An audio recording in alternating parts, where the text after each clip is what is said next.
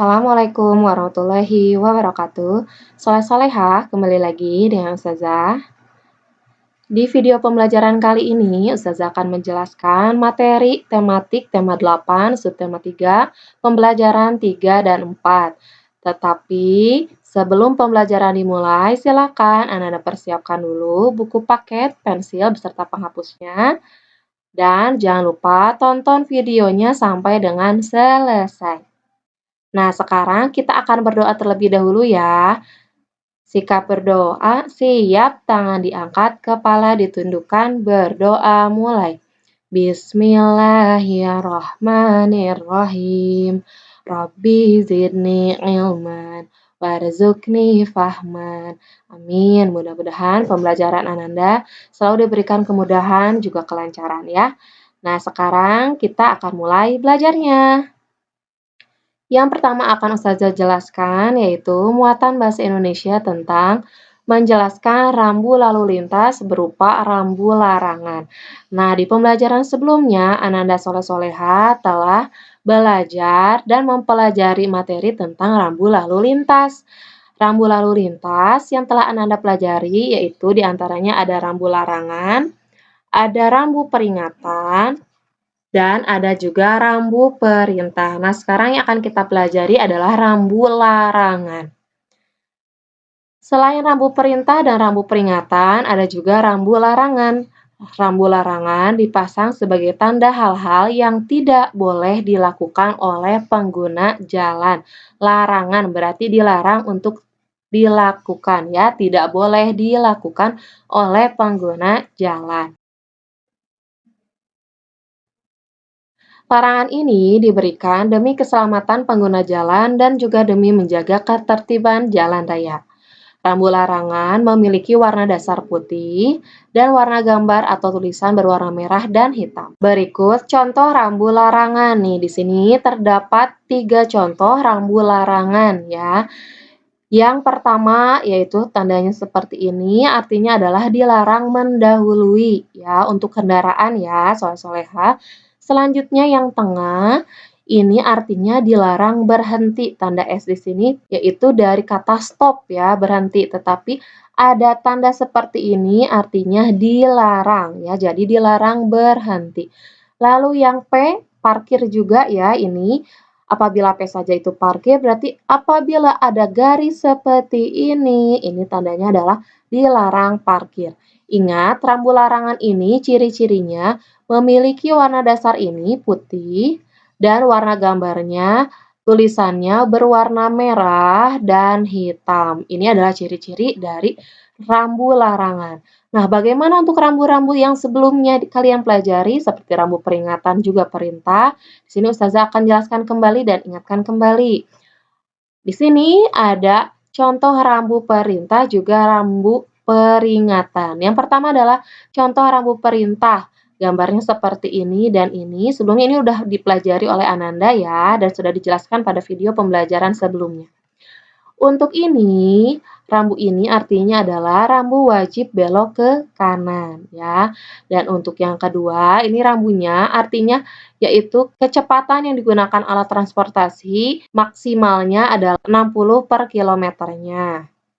Nah, rambu perintah ini memiliki latar berwarna biru, ini warna biru ya, dan gambar atau tulisan berwarna putih ataupun merah ya. Sedangkan yang terdapat pada video ini yaitu berwarna putih untuk tulisannya. Ada pula yang berwarna merah, tetapi ingat rambu perintah itu memiliki latar berwarna biru. Selanjutnya, contoh rambu peringatan ya, dapat terlihat di sini. Untuk rambu peringatan itu memiliki latar berwarna kuning dan gambar atau tulisan berwarna hitam ya. Rambu yang pertama ini artinya adalah penyempitan jalan dari jalan yang lebar seperti ini menjadi sempit. Ini adalah penyempitan jalan. Lalu rambu yang kedua adalah jalan yang licin, ditandai dengan seperti ini ya. Jadi alat transportasi harus berhati-hati apabila ada rambu tersebut karena jalannya licin ya.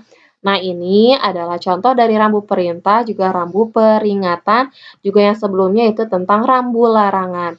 Ananda pelajari dan Ananda ingat-ingat ciri-ciri dari setiap rambut tersebut ya. Selanjutnya, pada halaman 153 di buku paket Ananda, terdapat ayo berlatih dengan soal seperti ini. Kita akan kerjakan untuk nomor satunya saja secara bersama-sama. Silakan Ananda tulis arti dari setiap rambu larangan berikut ini. Yang pertama, yang A, ini artinya yaitu dilarang masuk. Silakan Ananda tulis dilarang masuk. Lalu yang B artinya yaitu dilarang putar balik. Lalu yang C artinya dilarang belok ke kanan.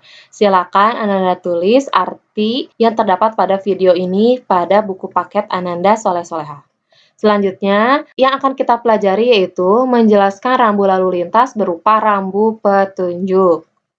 Tadi setelah ada rambu perintah, ada rambu larangan, ada rambu peringatan, ada juga rambu petunjuk.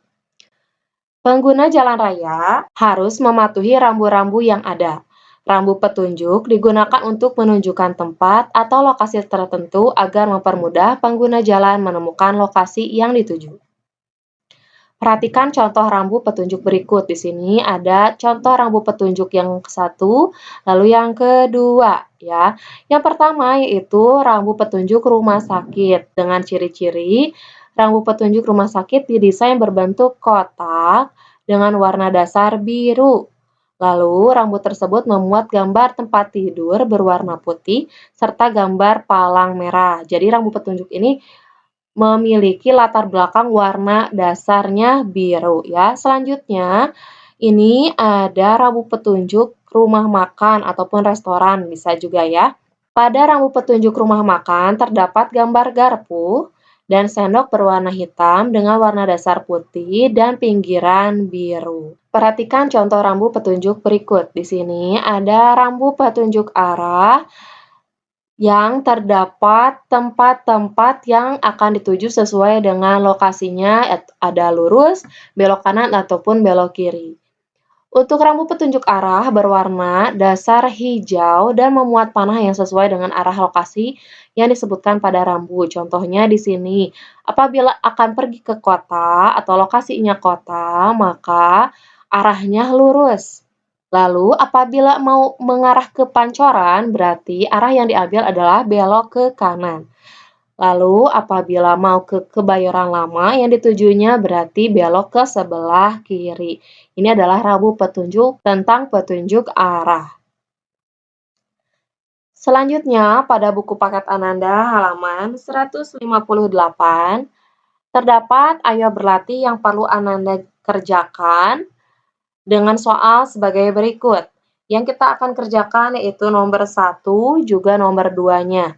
Yang pertama yaitu tuliskanlah arti dan deskripsikan rambu lalu lintas berikut. Di sini rambu lalu lintasnya ada 3, nanti kita akan tulis artinya, silakan Anda tulis pada buku paket ataupun pada buku tulis Ananda. Yang pertama, yang A, ini terdapat gambar apa ya? Gambar gagang telepon. Ini artinya rambu telepon umum. Silakan ditulis. Lalu yang B, gambar apa ya soleh-soleha?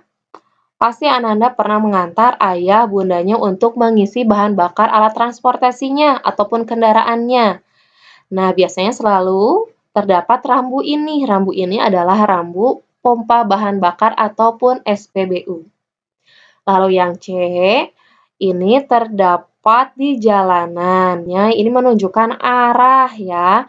Ini adalah petunjuk arah menuju Purwakarta itu dengan jarak 70 km lagi yang perlu ditempuhnya. Lalu yang kedua, buatlah gambar rambu petunjuk sesuai penjelasan berikut. Dedi sedang melakukan perjalanan bersama ayah. Mereka kini berada di salah satu persimpangan jalan 4 arah. Di depannya terdapat rambu petunjuk arah. Jika lurus, Dedi akan menemui rumah makan. Jika belok kanan, Dedi akan menemui SPBU. Jika belok kiri, Dedi akan menemui halte bus.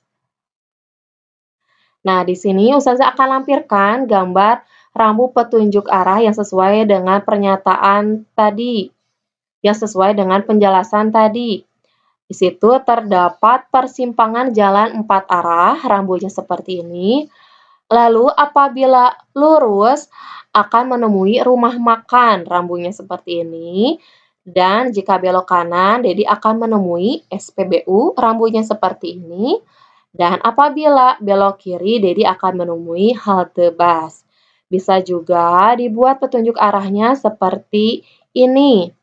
Jadi rumah makan itu arahnya lurus, dan apabila ingin ke SPBU arahnya ke sebelah kanan, dan apabila ingin ke halte bus, itu arahnya ke sebelah kiri beloknya ya. Jika bisa, boleh Ananda gambar rambu petunjuk yang sesuai pada video ini ya. Selanjutnya, kita akan belajar muatan matematika, yaitu tentang membaca data yang disajikan dalam bentuk diagram. Data yang telah dikumpulkan dapat disajikan dalam bentuk diagram. Penyajian data dalam bentuk diagram akan memudahkan pembaca memahami informasi dari data tersebut. Perhatikan contoh berikut. Contoh ini terdapat pada buku paket Ananda halaman 154.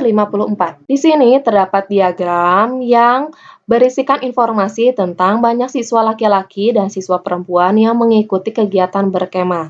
Dan di sebelah kiri terdapat angka yang sesuai dengan jumlah ataupun banyak siswa yang mengikuti kegiatan kemah tersebut.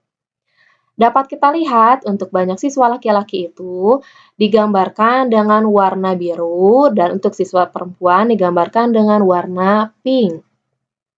Nah, dari diagram ini kita dapat memperoleh informasi sebagai berikut. Yang pertama, banyak siswa laki-laki kelas 3 yang mengikuti kemah ada 10 siswa. Data ini dilihat dari sini ya. Untuk warna biru itu penuh sampai dengan angka 10. Artinya siswa laki-laki yang mengikuti kegiatan berkemah itu sebanyak 10 siswa. Lalu yang kedua, banyak siswa perempuan kelas 3 yang mengikuti kegiatan kemah ada 8 siswa. Betul ya, sesuai dengan diagramnya. Lalu informasi yang ketiga, jumlah siswa laki-laki dan perempuan kelas 3 yang mengikuti kemah adalah 10 ditambah 8, maka hasilnya adalah 18 siswa. Lalu yang keempat, selisih atau beda banyak siswa laki-laki dan perempuan kelas 3 yang mengikuti kegiatan kemah adalah jumlah yang laki-laki dikurangi dengan jumlah perempuan. Angkanya yaitu 10 dikurang 8 sama dengan 2 siswa. Nah, itu adalah beberapa informasi yang kita dapatkan dari diagram banyak siswa laki-laki dan perempuan yang mengikuti kegiatan berkemah. Nah, sekarang ayo kerjakan latihan soal yang ada di buku Bu Pena Ananda halaman 155 atau seperti soal berikut. Nah, silakan nanti Ananda kerjakan nomor 1 sampai dengan nomor 5-nya sesuai dengan diagram yang terdapat di bagian atasnya. Silakan Ananda kerjakan sesuai dengan apa yang Ustazah jelaskan dengan teliti ya. Selanjutnya, kita akan belajar muatan SBDP, yaitu menggambar dekoratif. Kalian telah mengetahui langkah menghias gambar dengan unsur rupa. Namun, bagaimana cara menggambar dekoratif? Menggambar dekoratif itu diawali dengan menggambar sebuah bidang yang berukuran besar. Entah itu bangun datar ataupun gambar-gambar lainnya, misalkan seperti kapal, ataupun rumah, ataupun misalkan hewan, tumbuhan, dan lain sebagainya. Setelah itu, di dalam gambar bidang tersebut digambarkan lagi unsur-unsur rupa yang berukuran lebih kecil. Contohnya yaitu seperti berikut. Gambar yang pertama di sini terdapat gambar kotak yang dibuat dan diisi menjadi beberapa potongan ataupun bagian segitiga. Lalu di bagian segitiga itu terdapat isian unsur rupa, yaitu ada garis, ataupun titik, ataupun bangun datar. Lalu, selanjutnya gambar yang kedua terdapat gambar ikan yang diisi dengan satu unsur rupa, yaitu garis. Di sini terdapat garis gelombang, juga garis lurus. Selanjutnya yang terakhir ada juga gambar bunga yang diisi dengan unsur rupa berupa garis dan titik. Nah, itu adalah beberapa contoh gambar dekoratif yang diisi dengan unsur rupa berupa garis, titik, dan juga warna diantaranya ya. Selanjutnya, kita akan belajar muatan PPKN tentang manfaat keberagaman sesuai semboyan Bhinneka Tunggal Ika. Nah, semboyan negara kita itu adalah Bhinneka Tunggal Ika yang berarti berbeda-beda tetapi tetap satu jua atau tetap satu tujuan. Negara Indonesia merupakan negara kepulauan. Setiap pulau dihuni oleh beragam suku bangsa. Setiap suku bangsa memiliki budaya masing-masing sehingga menciptakan keberagaman budaya di Indonesia. Keberagaman budaya di Indonesia menjadi daya tarik tersendiri bagi para wisatawan untuk mengunjungi daerah dengan ciri khasnya masing-masing. Keberagaman budaya merupakan kekayaan bangsa Indonesia. Keberagaman yang ada di Indonesia juga dapat menumbuhkan rasa bangga sebagai bangsa Indonesia yang kaya dengan keberagaman. Jadi di Indonesia itu banyak sekali keberagaman karena Indonesia tadi adalah negara kepulauan dan setiap pulaunya itu memiliki beragam kekayaan, budaya, dan lain sebagainya. Nah, sekarang ayo sebutkan manfaat keberagaman di lingkungan sekolahmu. Nah, pada buku paket Ananda halaman 157 terdapat soal ayo berlatih dengan soal sebagai berikut. Yang pertama, di lingkungan sekolahmu terdapat keberagaman. Tulislah manfaat atau kegunaan keberagaman di lingkungan sekolahmu. Yaitu jawabannya adalah kita dapat mengerti berbagai perbedaan, melatih rasa saling menghormati, toleransi, dan mengenal budaya lain. Silakan Ananda tulis ya. Lalu yang kedua, apa manfaat semboyan Bhinneka Tunggal Ika di lingkungan sekolahmu? Manfaatnya yaitu kita menjadi tidak membeda-bedakan teman yang beda agama, beda warna kulit, beda ras, beda suku bangsa, wajah, dan lainnya. Dengan Bhinneka Tunggal Ika, kita dapat bersatu dan tidak ada yang memilih-milih teman. Nah, itu adalah manfaat dari semboyan negara kita, yaitu Bhinneka Tunggal Ika. Nah, sekian video pembelajaran yang dapat Ustazah sampaikan. Mudah-mudahan Ananda dapat paham dengan apa yang Ustazah jelaskan pada video pembelajaran kali ini. Terima kasih Ananda Soleh Soleha telah menonton video pembelajaran ini sampai dengan selesai. Jangan lupa untuk mengerjakan setiap tugas yang diberikan ya, Soleh-Soleha. Sekian, wassalamualaikum warahmatullahi wabarakatuh.